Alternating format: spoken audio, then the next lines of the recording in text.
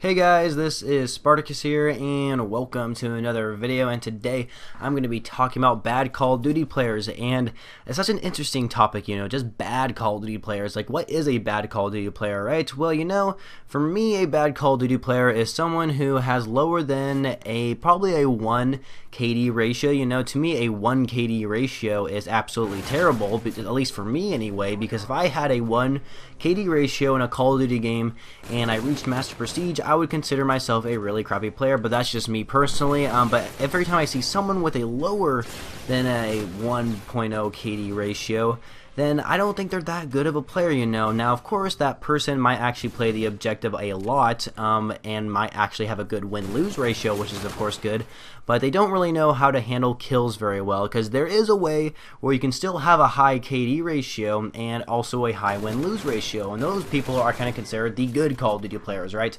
I don't really consider myself a good Call of Duty player. I kind of consider myself an average Call of Duty player. Like right now, my KD in Infinite Warfare is a 1.5, and my win-lose ratio is actually the exact same at 1.5. It's actually very, very close together, and at one point they were literally the exact same, which was scary to me, honestly. But anyway, bad Call of Duty players. So I'm thinking of like the times where I'm in team deathmatch and I'm doing really, really good. I got like 30 kills and 5 deaths. I'm like, what, I'm gonna win this match, and all of a sudden you lose the team deathmatch match, right? You lose, right? And you're thinking to yourself, I did so good, why did we lose? And you look at your teammates, they all suck. They had all lower than a 1 KD ratio. They had like 6 kills and 20 deaths. Like, no one on your team had a higher than a positive KD ratio. They all had negative KD ratios, and you're the only one with the positive KD ratio. And then you look at the other team, and they all had pretty decent, like, score-wise, right? The other team just performed way better than your team, and that's why you guys lost. And it's so frustrating seeing that. And it hasn't really happened to me, like, a lot lately. It's just, I just hate it when it does happen, it just really, really sucks, and there's really no way to fix it, the only way to actually fix a bad Call of Duty player is themselves. They have to figure out what they're doing wrong and try to get their crap together to actually make themselves a good Call of Duty player. But there's always going to be bad Call of Duty players out there when you play, and there's just nothing really you can really do about it. Now, there are some bad Call of Duty players out there who don't play the objective, but they might have a good KD ratio, There actually are bad Call of Duty players out there who have a 2.0 KD ratio, right? They might have a pretty good KD ratio, but in some ways they're not that good of a Call of Duty player. And the reason why I say that, because you might look in some matches, and I've seen this on my team sometimes, like I play the objective hard, like in Domination. I always try to win in Domination. I hate losing Domination, hate it so much, so I'm always playing the objective. And I see like the top person on my team has like 62 kills and like 14 deaths, right? Pretty good KD wise, right? But you look at his captures and defends, he has like 0 captures or maybe 1 capture and like 3 defends. Like, he did not play the objective at all. He only went for kills. There are bad Call of Duty players out there who like play Domination and like Hardpoint and stuff like that, who only go for kills but never actually go for the objective. And I will admit, I am totally guilty of this. I think a lot of us are guilty for it. There's just some moments where I play Domination and I don't even realize I'm not playing the objective. I'm just going for kills. But in some ways, just going for kills can actually benefit your team in actually winning a Domination game. But in all honesty, if you're going for captures, then that just tells me you're playing the objective and you're trying to get the win. Other than just trying to get kills, which doesn't really get you the win. It's trying to capture the objective that gets you the win, not kills. If you want to get kills, go ahead and play team deathmatch. If you can get a lot of, if you can get a lot of kills, then go ahead and play team deathmatch. You'll probably guarantee a win there.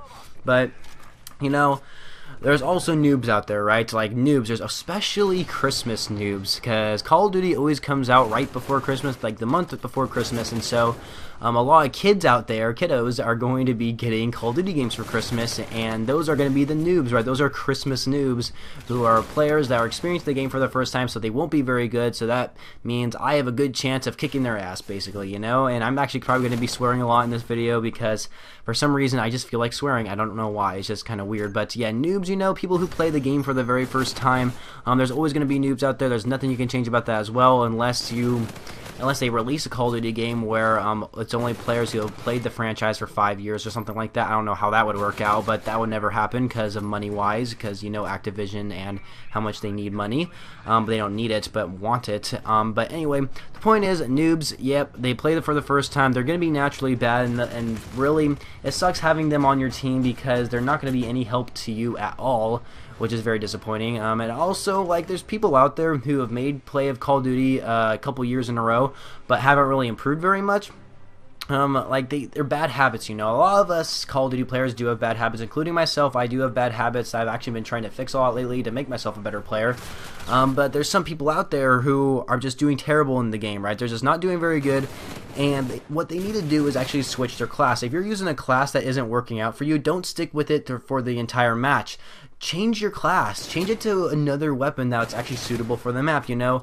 If you're playing, I don't know, if you're playing in Infinite Warfare and you're playing on the map Resistance, I do believe it's called, it's a pretty big map, you know. I mean, some machine guns can work in probably like the indoor areas, but in all reality, Resistance is more of a sniper and assault rifle map. Like a snipers or even light machine guns, you know, assault rifles and light machine guns are going to perform so much better on the map Resistance than some machine guns will, you know. Like some maps are just designed for that, you know. Some maps are designed for long ranges or close quarter combat.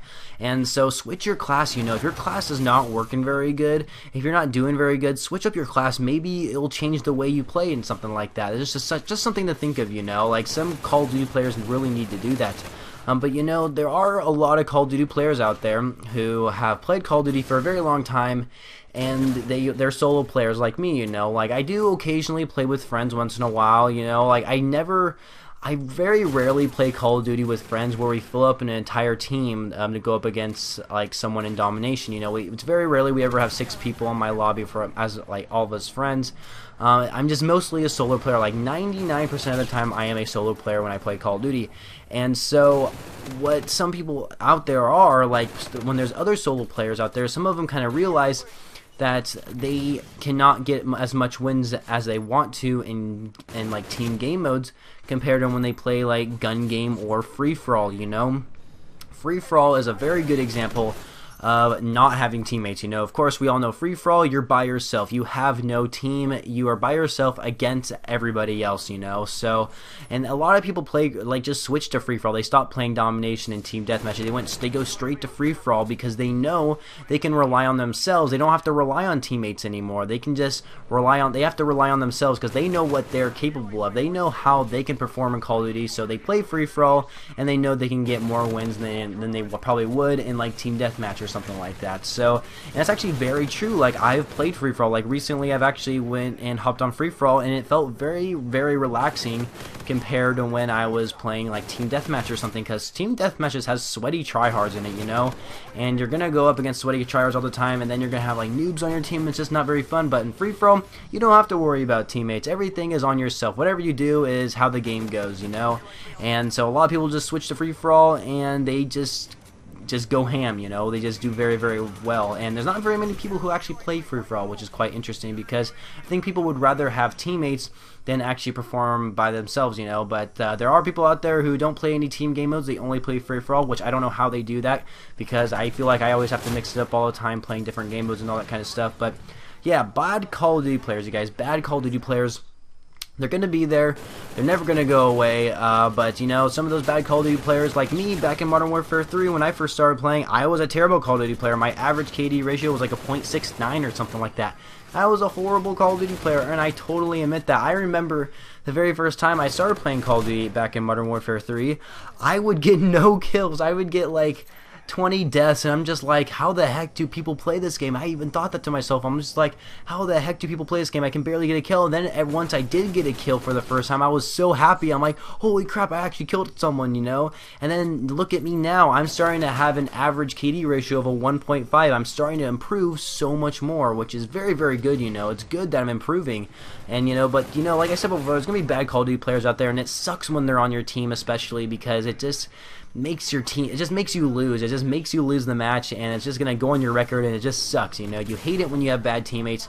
No one likes them. It's just something I thought I'd address in this video because honestly, you know, no one likes bad Call of Duty players. And I just kind of wanted to describe what some of those bad Call of Duty players are like. Like, not all of them are people who don't play the objective, but there's people out there who only go for kills, and therefore your team still loses. So just think that through, you guys. I just want you to, guys, put that in your heads. Just think about what kind of bad Call of Duty players there are out there. So if you enjoyed the video, leave a like and comment below what else you guys think a bad Call of Duty player is, and also subscribe to my channel for more Call of Duty videos later in the future. I almost said video. That would make no sense at all. But yeah, just subscribe for more videos later in the future, and I shall catch you guys later.